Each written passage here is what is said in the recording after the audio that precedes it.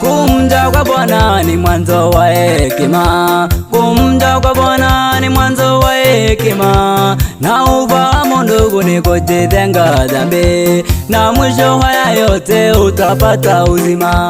Kumja kwa Bwana ni mwanzo wa hekima, kumja kwa Bwana ni mwanzo wa hekima, na ufahamu ndugu ni kujitenga dhambi, na mwisho haya yote utapata uzima.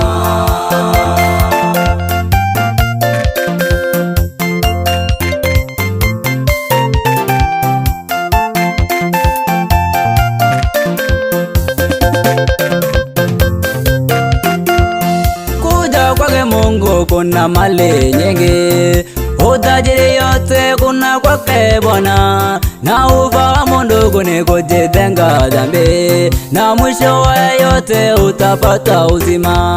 Kumja kwa Bwana ni mwanzo wa hekima, kumja kwa Bwana ni mwanzo wa hekima, na ufahamu ndugu ni kujitenga dhambi, na mwisho wa yote utapata uzima.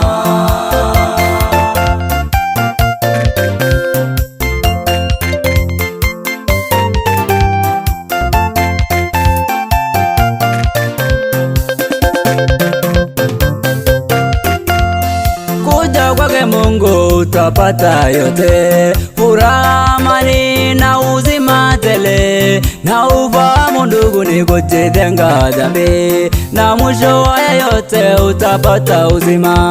Kumja kwa Bwana ni mwanzo wa hekima, kumja kwa Bwana ni mwanzo wa hekima, na ufahamu ndugu ni kujitenga dhambi, na mwisho wa yote utapata uzima.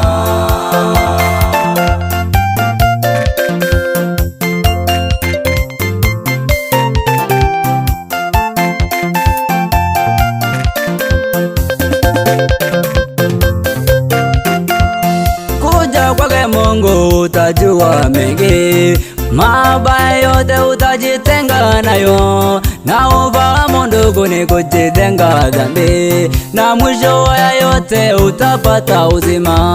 Kumja kwa Bwana ni mwanzo wa hekima, kumja kwa Bwana ni mwanzo wa hekima, na ufahamu ndugu ni kujitenga dhambi, na mwisho wa yote utapata uzima.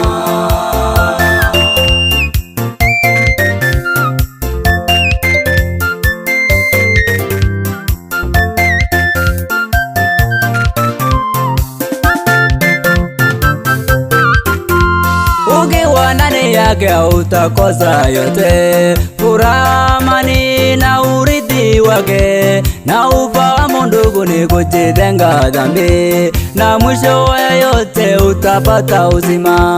Kumja kwa Bwana ni mwanzo wa hekima, kumja kwa Bwana ni mwanzo wa hekima, na ufahamu ndugu ni kujitenga dhambi, na mwisho wa yote utapata uzima.